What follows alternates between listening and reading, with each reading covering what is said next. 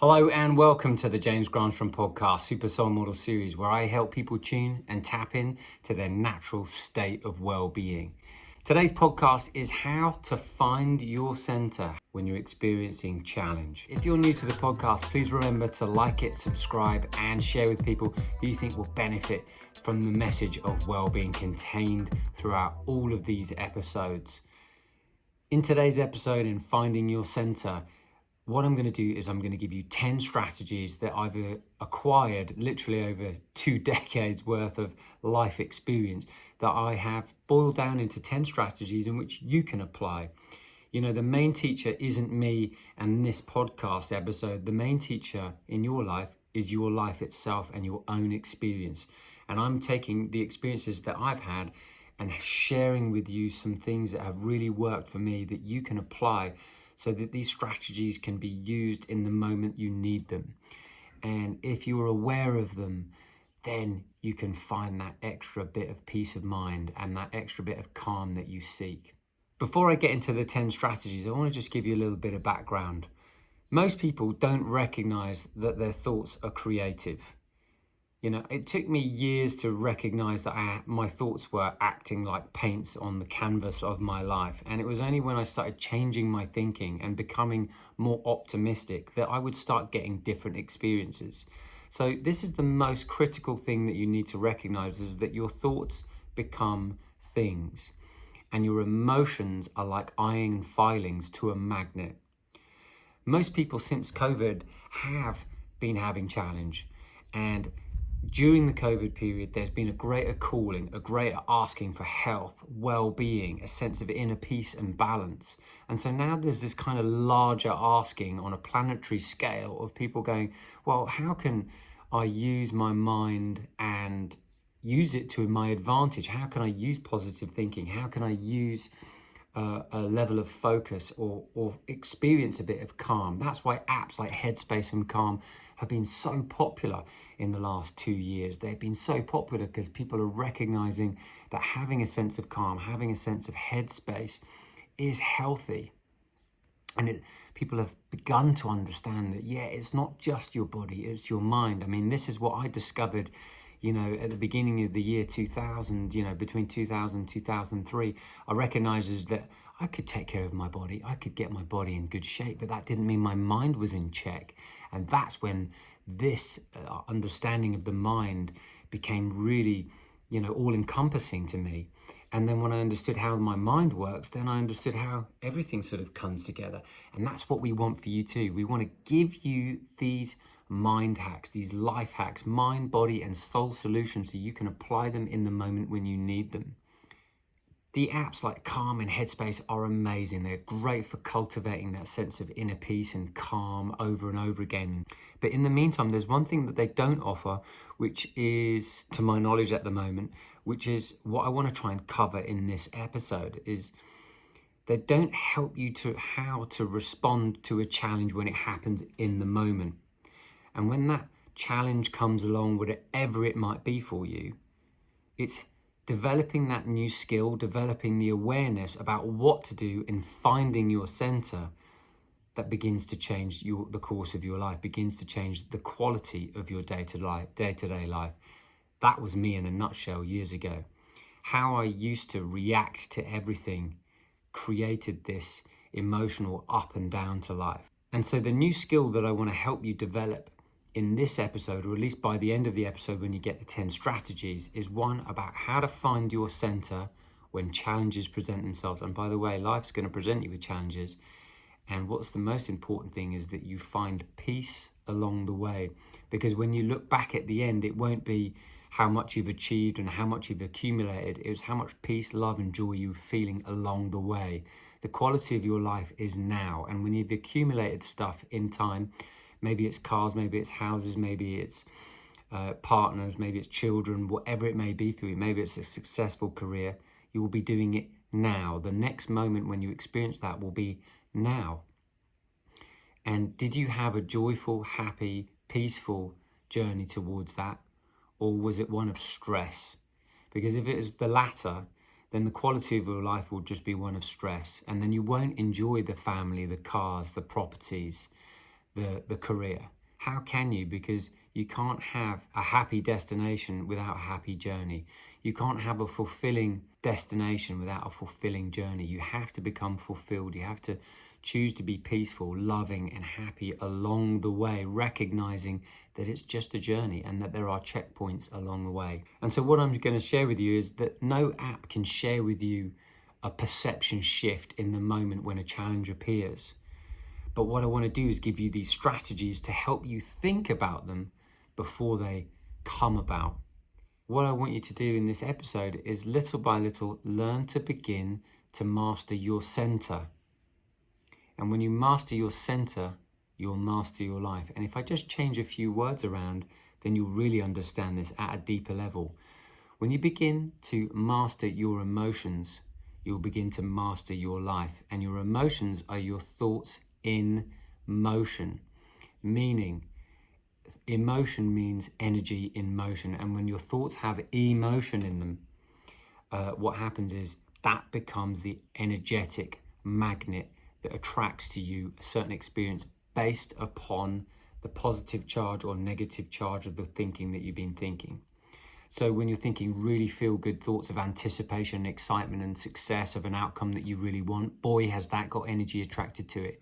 And when you're worrying or you're scared or you're frightened or you're fearful of something that you're thinking about, it won't manifest straight away, but in time, if you keep it up, it will. That's what's happened to me on many, many occasions. I used to worry so much, and most of the worry didn't come about. But when I had fear, that fear would present itself. And so, conversely, on the other side of the coin is that when I started becoming really excited about things I wanted to attract in my experience, like holidays, certain people I wanted to meet, certain jobs I wanted to have, certain things I wanted to happen, certain money I wanted to attract, it would come about. And it would come about because of my excitement. It would come about because of my anticipation. It would come about because of my emotional center. And I recognized that the only person that was actually having any access to that was myself. And that is you in a nutshell. You don't recognize how powerful you are yet because you haven't recognized the power of your emotions. And so in this episode, what I'm going to do is give you 10 strategies to help you master your emotions so that you can start the ball rolling. Because mastery takes practice, and practice comes about through life challenge. And so when the life challenge presents itself, at least you're going to have 10 strategies, if you listen to the end of this podcast, to take home and have in your bag of artillery of mind, body and soul solutions in your toolkit. There's this amazing quote by Florence Scovel Shivers. She's written a book called The Magic Path of Intuition. And I love this book, and I actually keep it in my bedroom and just refer back to it from time to time. She was a New Thought leader back in the late 19th century, earliest 20th century. She's actually someone who inspired Louise Hay, if you've heard of Louise Hay. And she wrote this quote, and this quote really sums it up. One ships come in over calm seas. And basically what that's saying is all the things that you want in your heart's desire, what it is that you're wanting to attract into your experience, the outcomes that you desire, they can only come to you when you're in a calm state of mind. They can't come to you erratically. And if they do come to you erratically, they'll never be fulfilling. And so your heart's desire will always come over calm seas. So think of that, and think of that when you are having experiences in a moment. Because as soon as you recognize that, what that's saying is that when you are relaxed, when you are calm, you are in a very powerful state of allowing an attraction for the things that you want to flow into your experience. Right, so here are my 10 strategies for finding your center when life presents its challenges. Number 1, stop being a knee-jerk responser to life. When you are a knee-jerk responser, it means that you are reacting to a situation rather than response, which means that there's choice. Reaction means it's a natural reaction. It's like a reflex. I'm not saying that reflexes aren't good, but a reaction is kind of like eye for an eye, tooth for a tooth type of vibe. And when you react, it means you're not in control of your emotion. You haven't cultivated yet the awareness to practice the level of mind that needs to come with that challenge. And a challenge is really an opportunity for your soul to grow. I'll say that one more time. A challenge is really an opportunity for your soul to grow. And if you can't grow through a challenge, then what's going to happen is you're going to have to repeat that challenge over and over again until you get it.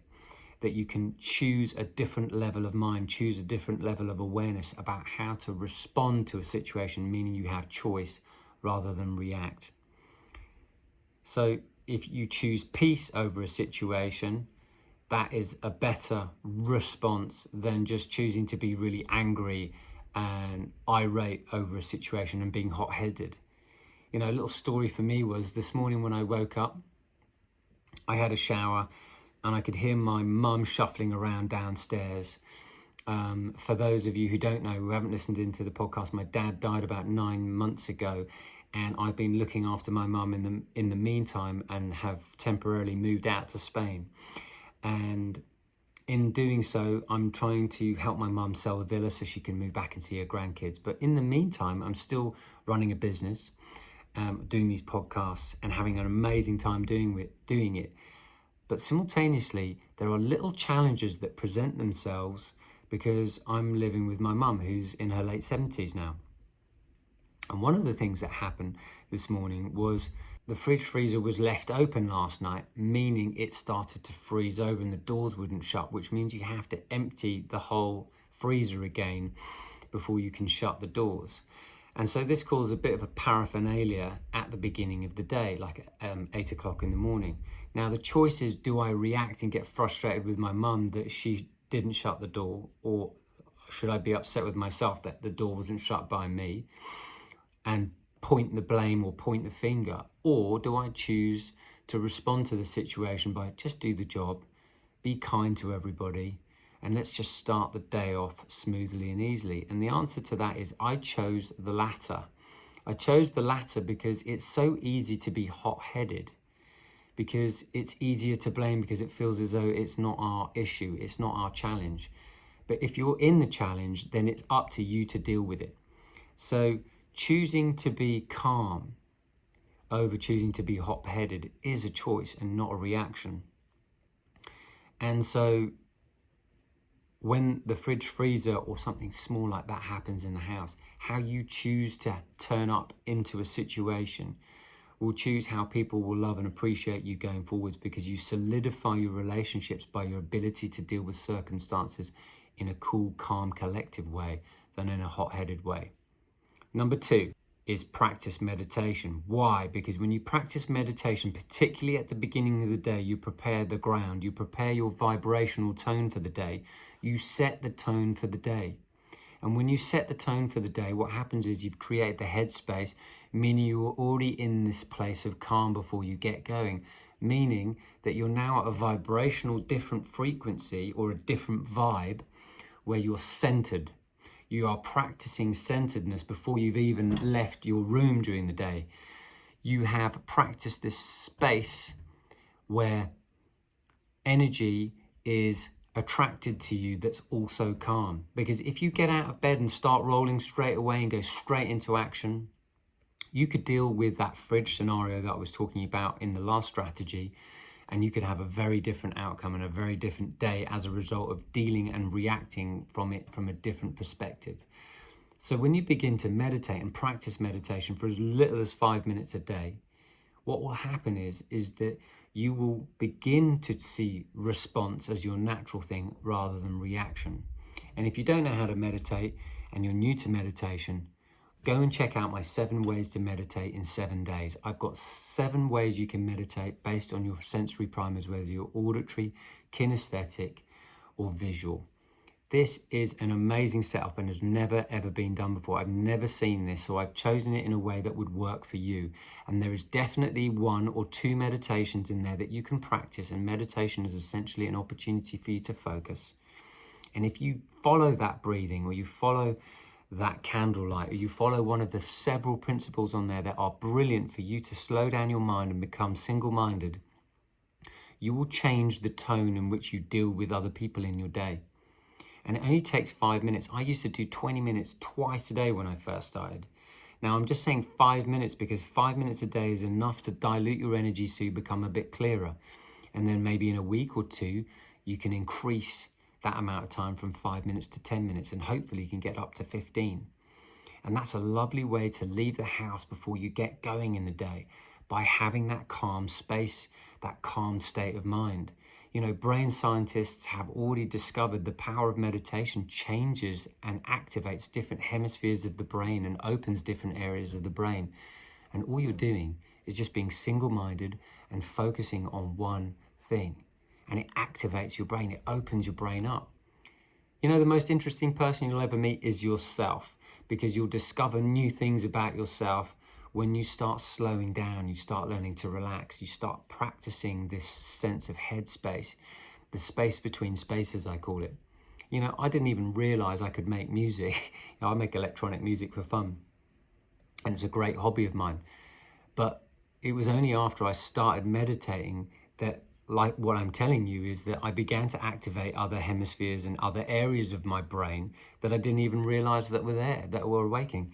When you begin to practice meditation, you'll awaken dormant skills you didn't even know you had.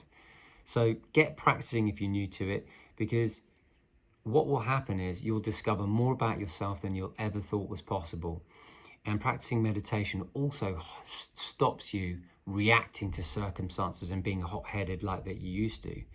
So it's a very powerful, simple exercise that you can do in as little as 5 minutes every day before you leave the house. So here's my third strategy for finding your center: grounding your feet and taking practical action. Grounding your feet can mean as simple as taking your bare foot and putting it on the earth. What does that actually do, and what's that got to do with finding your center? Well, the earth releases a certain frequency, and when your bare feet touches the sand or touches the grass, what happens is you start to harmonize with that frequency. And whilst you might not be able to see that frequency is like electricity. And so just imagine when you go on holiday, where do you normally go? You normally go to the beach. Why? Because your body intuitively knows it wants to be part of nature again. It wants to reconnect. And some people pre-COVID were thinking, oh, I've got 2 weeks of the year to go on holiday.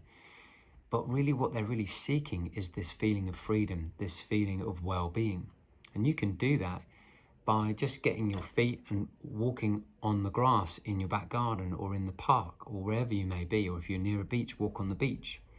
Grounding your feet starts to produce these biological and physiological changes inside of your body, which changes your stress responses to life. And as soon as you begin to do that, you start to behave differently in your day-to-day life. Sounds really simple, doesn't it? It is that simple. But what you didn't recognize is that it's incredibly healing as well to be in touch with the earth. Because as soon as you're touching the earth, what's happening is that biological frequency in your body is shifting to the same frequency of the earth. So just taking your shoes off for a few minutes a day and walking on the grass or sunbathing or lying on the grass or whatever is so beneficial to your health and well-being. But it will also help you stay grounded, because grounded action comes from being able to be grounded in your living. So you want to take clear, easy, grounded steps to find your center. And if you are out of your center, maybe you are being very unrealistic. Maybe you are being too high in the sky and not taking down to earth type actions that you think need to be practical in order to do stuff. For instance, if you are looking to make a lot of money, then you need to create things and be of value and contribute to the world in a way that is practical. This world that we live in is physical. We need to serve one another and look after each other and be of service, whether it be in a business, as an individual, or as a collective. And if you're not making a lot of money right now, what are you thinking and saying, and what are your actions? Because what you're thinking and what you're saying and what you're doing has to be a match. And that's what I'm talking about when it comes to making grounded decisions. So if you're not making a lot of money right now, you've got to be thinking to yourself, what am I thinking? Are my thoughts clear? Do I know my outcome? And am I taking actions that are in alignment with my thinking? Because if it isn't, what's going to happen is there's going to be a mishmash and you'll be sending mixed messages. You need to be very clear about what it is that you want and then take action towards it every single day. Because without that, that is not grounded, and that's why most people fail. Most people fail because they're not grounded in their actions. And one of the ways to become, at the beginning of the cycle, grounded is by getting your shoes off, walking barefoot, and connecting with that earth again. Because otherwise you're in your head too much, stressing about what you don't have, rather than focusing on what you do have and getting in harmony with the planet. And as soon as you get in harmony with the planet, you're going to have a great sense of well-being. The stress response is going to leave because you're touching the earth itself or walking on the beach. And then before you know it, you're going to get some good ideas which you can take practical action on. I'm all about being practical, because if you're not practical, you're not living in this world, and you're dreaming without taking any action. And you want to dream whilst taking action. The Quakers have this wonderful saying, pray whilst you move your feet. And that is saying is, dream whilst you move your feet in the direction of where it is that you want to go. That is being grounded, and that is how you find your center.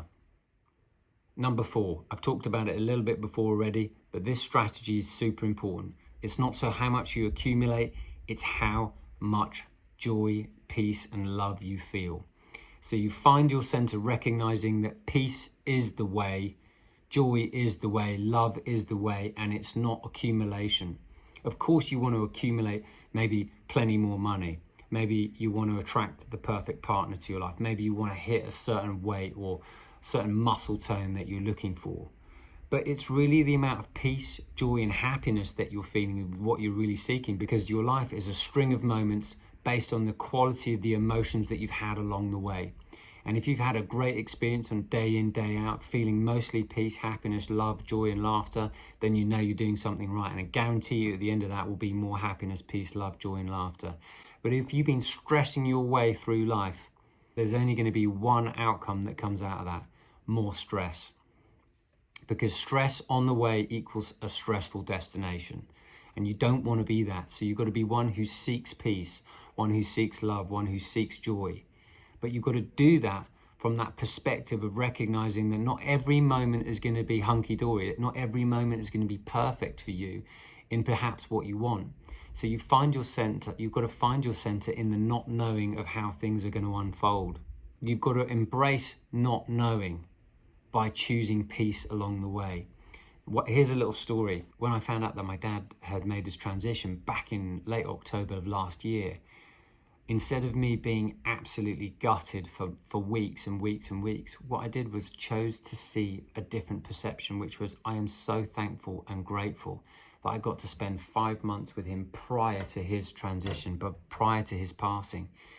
And so that gave me great peace of mind. It gave me great happiness. And when he did pass, what I was thinking to myself was, I'm so grateful he's not suffering anymore.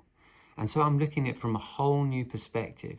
And most people find that really difficult to deal with, but it's how you perceive things. Because Wayne Dyer said it goes, when you change the way you look at things, the things that you look at begin to change.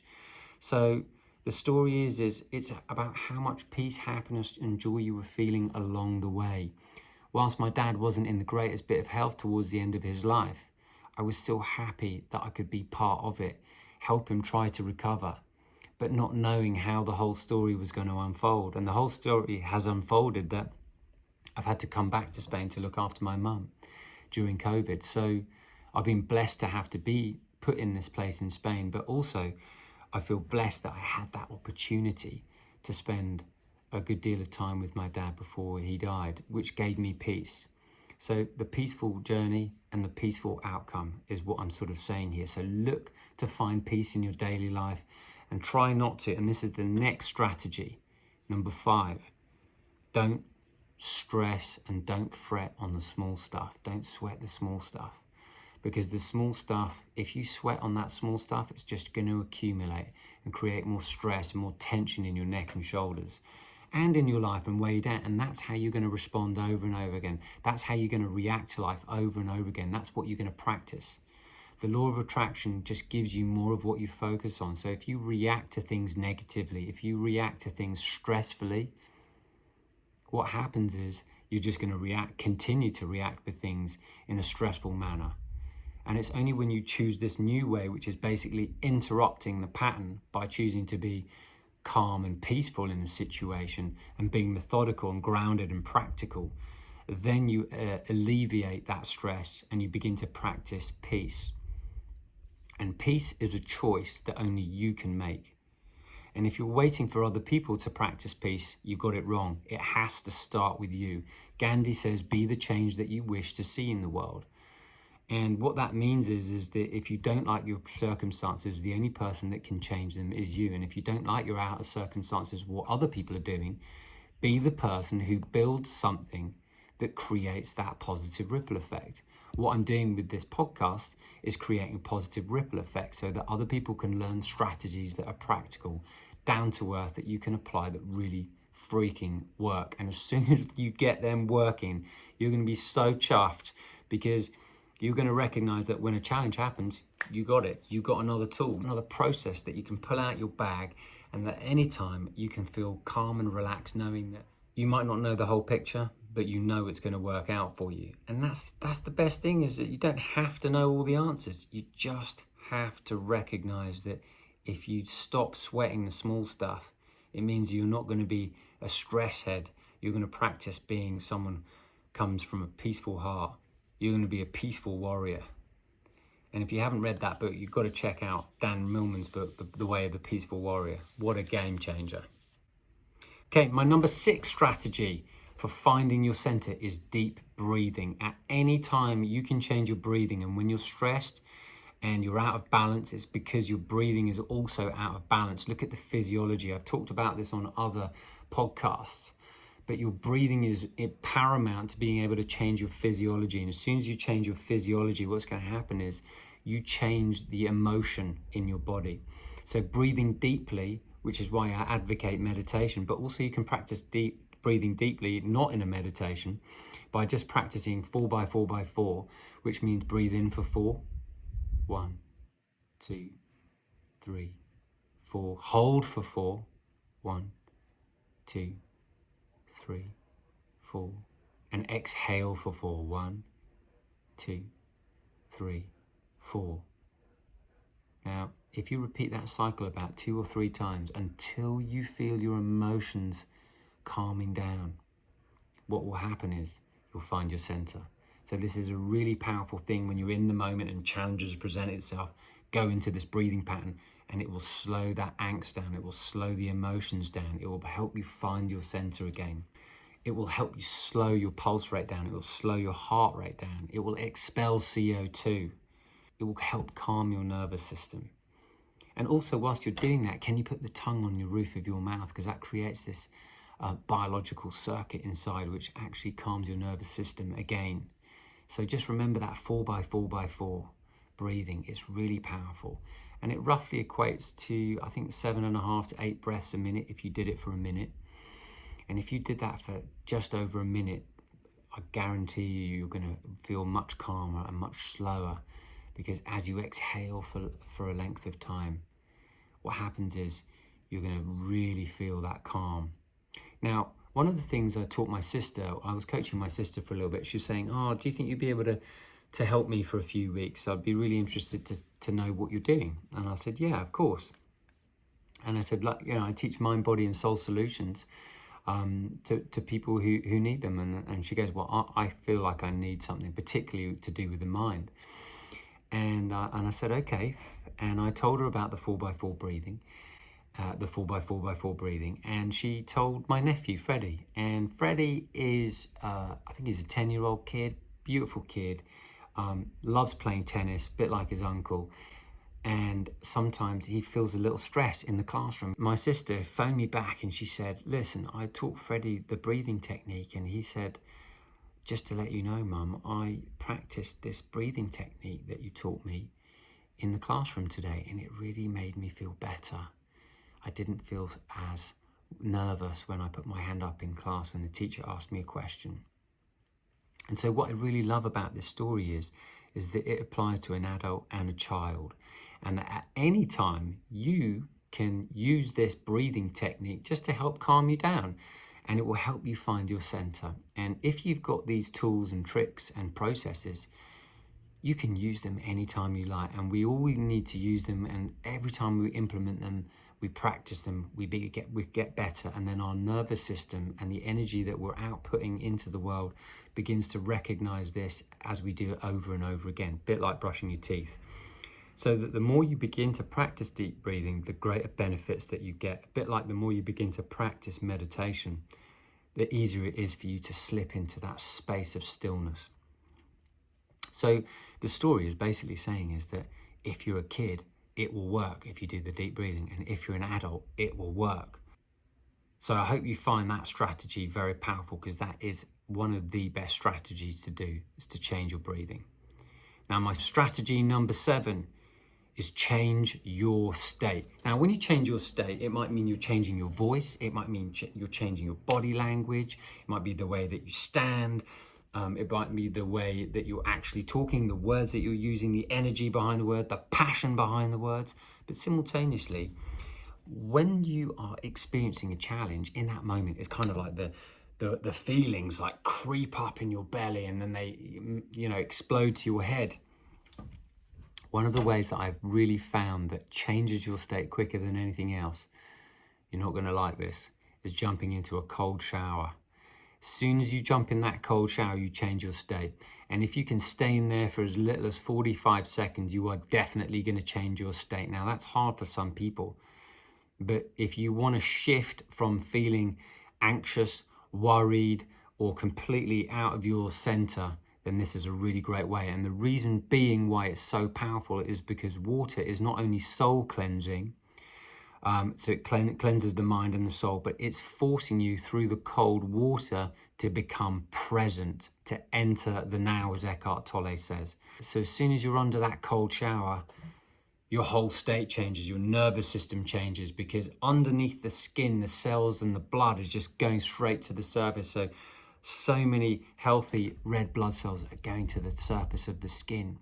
And simultaneously, you are forced to be present because the cold is so invigorating. You can't help but not be present about being under cold water. You know when you've hit the cold water, because it kind of shakes you into the present moment, which is why it's powerful, because it changes your state. Now, another way you can change your state before things happen to find your center and have a more centered life, live a more centered life, is to practice things like gratitude and go into feelings of things that have happened today or yesterday that you're super grateful for. If you can remember and close your eyes and go into the moment of what things made you feel grateful for yesterday. Maybe it's you received some extra income. Maybe it was you received a really nice compliment. Maybe someone's made you a nice meal. Whatever it was, maybe the sun was shining and you had a really nice walk somewhere. If you can go into those experiences in your mind's eye, when you practice this gratitude for as little as 5 or 10 minutes a day, you're changing your biological state on the inside. And when you change that biological state on the inside, you're going to be more centered more of the time, because you're operating at this higher frequency, this natural state of well-being. But conversely, when you're on the other side of finding your center, when you're completely out of your center, then jumping in a cold shower is a really great way for you to be able to come back to your center again. I know it startles me every single time I'm in a cold shower, but I've been doing it every single day this year because it flipping works. So yeah, it's going to scare you. Yeah, you're not going to like it, but how bad do you want to change your state, an emotional state, to your center again? Because if you keep doing the same old thing, that's right, folks, you're going to enter the same old loop of lunacy, which keeps begetting you the same experiences that you used to have. Because it's only when you change your state, your emotional state, do you change your magnet. So your magnet is your feel-good state. So the more lucky you are to the external world, it's because you feel good more of the time. And when the people who are unlucky have a mindset where they, number one, don't feel lucky, and then operating at more of a negative mindset. So you want to operate back in the positive, back in the feel good. And as soon as you jump in a cold shower, you get a rush of endorphins, you get a rush of serotonin.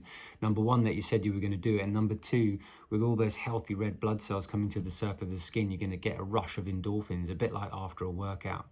So that's really huge to change your state. And so life is a feedback. And that's why when you change your emotional state, you're going to recognize is that your circumstances that come back will reflect that. So I recognized that first thing in the morning, I would get up and make sure I'd have a cold shower before I saw anybody. And the reason being is because one morning, many months ago now, when I first came here to Spain, is that my mum was faffing around with a stereo first thing in the morning, and it just kind of went off at top volume at like 6 a.m. and I was going down there to try and sort it out, but I couldn't sort it out. And I thought to myself, I'm not going to come down here until I know for sure that I've centered myself in the morning. So I've got this little habit that I do for myself. I don't see anybody in the morning if I can until I've made sure I've found my center and cultivated this centeredness before I start my day. And so that's how I was able to deal with that fridge scenario. If you remember, I was talking about that in strategy 1. So set yourself up by changing your state. And so yeah, I do that with gratitude. I do that with cold showers, and it really flipping works. But don't listen to me until you try it and get your own experience. You might have to start off at 15 seconds. And if you want more depth about this, then go and check out Wim Hof stuff, because, you know, I've been doing this since 2006. And Wim Hof's got a great book. I'm not affiliated with him at all, but I really love his message, and it does work. But you have to apply it to get the results. And so for me, it was my experience of getting that really healthy, happy feedback in the mornings when I was doing the cold showers, particularly even in the winter times, that I was like, I feel so alert, I feel so clear, I feel like really healthy, I feel like underneath my skin, something's vibrating. And that's exactly what's happening when you have a cold shower. So check it out and see what, you know, what's your setup, what works for you. This is what's worked for me, and this is one of the strategies. So number 8, my 8th strategy for finding your center is having a mantra. A mantra is saying something until it becomes your reality, using a thought that you can practice. What is a belief? A belief is just a thought that you keep thinking. So you might as well find a thought that feels good and repeat it over and over again until it becomes your natural set point. One of the ones that I have is that everything's going to be okay. Only good comes to me. These are like mantras that I have. These are affirmations that I have. And you know, my favorite is everything is always working out for me. This is a mantra that I have, and despite whatever challenge, whatever happens in my life, when I'm saying this, it always brings me back to my center again. So adopt this affirmation. Everything is always working out for me. And as soon as you use that over and over again, particularly when things are challenging, but especially when they're not, you know, like I've noticed that getting parking places, and then when I get a parking place in a fully crowded car park, you know, I look at my mum or I look at whoever I'm with in the car and I'm like, see, everything's always working out. And it's just an affirmation of the good that comes to me. And you need to practice that. You need to keep reminding yourself, or you could even use the word, how about that? How about that? How well, aren't things supposed to go well for me? And when they do, look, isn't that natural? Things are supposed to go well for you, but you've got to practice looking for the evidence of all the things that are working out for you. So my mind is always open to magic and miracles, and it's closed off to bad fortune, because I recognize that any challenge I have is helping me grow in some capacity, and that there is always a positive solution on the flip side of that. And when I'm using things like, don't worry, everything's always working out, I might not know what the solution is in the moment, but in time it will be presented, because I'm wiring my brain with these mantras. Everything's going to be all right. Everything's always working out. Only good comes to me. So a mantra is a fantastic way for you to be able to find your center when life presents its challenges. My 9th strategy is eating natural. Now, food plays a really big part in your biochemistry, because what you eat will affect the quality of your mind and the quality of your gut. Too much sugar will cause too much erratic thinking, because you're way too much in the head because of the glycogen. So eating natural foods and drinking natural beverages, particularly not too much fizzy drinks and things like that, and you know, excess alcohol will really play a part on you. I mean, it did to me. And as soon as I decided to give up alcohol, like nearly 17, 18 years ago, my head became so much clearer, which made me be able to focus a lot stronger, like much more laser focused. So I'm not saying that you have to do that. All I'm saying is that I'm probably an example of someone who has gone completely the other way, and so to find my center is to do the exact opposite. So think of yourself like aiming at a gun, and if you can imagine that the sights are off a little bit, you have to overcompensate with that sight the other way so that you can find the balance. And it's a bit like life, you know, if you're doing too much of one thing, can you go the other way? To find that balance is really huge. To find that center is really important. So if you're drinking too much at the moment, you've got to do the exact opposite. And if you're doing too much, if you're doing too little action on something and you're not working towards something that's important to you, like maybe changing your work or career, or your relationship is suffering, maybe you need to invest a little bit more in those relationships. And if you're not making the kind of money you want at the moment, well, where can you be of more service? What action can you take? That's kind of like realigning the sights again, and start to compensate and find that center, because the only person that gets upset when challenges occur is you. And you can only really point the finger back at yourself because you're not finding that center. You're not taking the action to get yourself back into balance again. I know that was definitely the case for me, and I laugh at it looking back now. But during the moments when I was feeling that adversity, feeling those circumstances really like breathing down my neck and people breathing down my neck, you know, you can look back and laugh, but during the time it feels quite serious. But you can look back in life and have a good chuckle about it, because it was really only you doing it to you. And if only you had a little bit more courage or a little bit more bravery, you'd find a way in how to deal with it by trying to find a new sense of action. But you can't take the action until you're centered emotionally, and that's the most important thing that you've got to take away. And certain foods will help you become a little bit more emotionally stable, meaning foods that are more orangey in color, relating to your second chakra, like peachy colors like peaches and oranges and carrots. And certain grounding foods like roots, particularly like potatoes and sweet potatoes and parsnips, and all these root vegetables, particularly in the winter time, help you be grounded, help you become centered. But eating naturally, eating whole foods is so good for your body because it cleans the system, and it helps you get the natural nutrients and phytonutrients that keeps your body in that optimal state of well-being. And so from that, you're going to feel more centered, because too many processed foods and sugary foods can kick you right out of your center. I used to have all sorts of strange protein shakes and things like that, and I recognized that my brain, my body was really all over the place. And it was only when I began to eat more natural food that everything sort of clicked into place for me, and I was able to listen to my instinct and intuition a lot more clearly about what was right for me. As soon as you start eating more naturally, you're going to feel better and align with making choices and decisions that help you find your center again. And number 10, my 10th strategy for you finding your center when life presents you with a challenge is this really simple exercise. It's just counting to 30. Counting to 30 can distract you enough from the challenge that you're experiencing and the anxiety that you might be experiencing, or whatever it is that you might be experiencing. And that counting to 30 helps you become single-minded. Now, when you do that, what happens is you enter a new vibrational state. Meaning, it's like you've got a swipe card. You swipe card, and you know, when you're feeling stressed out, you've only got access to the lower ground floor. But as soon as you feel a little better and a little lighter, you've got access to the next floor. And when you feel amazing, you've got access to the penthouse as well. So most people go around really having access to really only the lower 3 floors. But as soon as you start feeling good, and as soon as you start tapping into your natural state of well-being, what happens is you get access to the top floors and the VIP in the penthouse. And that card, that swipe card access, is all about your level of vibe. That's all about your emotional state.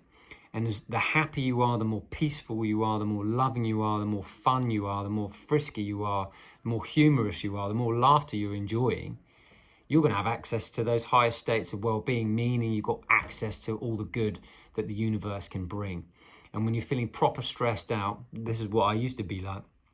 I'd only have access, and I would not know at all that there was even a higher floor in the game of life. I didn't even recognize that there was a penthouse and higher rooms available for me to access, because I'd never seen them before, because I never accessed that high state.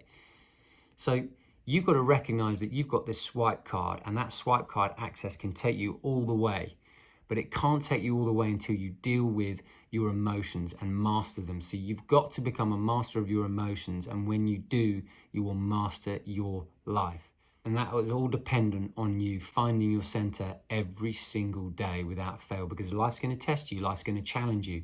And like I said before, the challenges are there for your soul's growth, because without growth, you're not going to experience a sense of satisfaction, which will create a more sense of freedom and joy as a result. Because you need to grow to expand as a human being, so you can recognize what it is that you now want in your experience. And until you have a challenge, you're not going to know what you're made of. And what if your soul is wanting to experience the most incredible things, but in order to get there, it's giving you the swipe card access to have these challenges on the lower floors, succeed on that game level, so you can move up in the game and get the next floor, and then the next floor, and then the next floor. Life is like a game, and it's really up to you how you choose to play it. And until you master your emotions, you're only going to have access on those lower floors. But there are the other floors that you have access to, and that's really up to you. So choose peace, choose love, choose happiness whenever you can, whenever circumstances, because ultimately things are always working out for you. I hope you've enjoyed today's episode, and I hope you've got some great value from the strategies that I've given. And if you have, I would love to hear from you over on Insta. So tell me what your main takeaway is from today's episode. I'd love to hear from you. And so just tag me in your stories, or tag me in a post, and let me know, what resonated with you from these 10 strategies. Everything that I've shared today, I've applied myself, and yes, I've succeeded and I've failed, and I've still made it through to the other side, and it's still working out. So don't beat yourself up if you don't get it right. But the key thing is to remember to keep practicing. Use these strategies over and over again so you become skilled at them. Mind, body, and soul solutions are there for us so we can master our life. And as soon as we master our life and master our emotions, we can enjoy a greater quality of life. Because remember, it's who you become along the way that makes life really beautiful. It's not the destination. If you've enjoyed this podcast episode, please remember to like, subscribe, and share. And until the next episode, I wish you a wonderful week ahead. And as always, I wish you green lights all the way.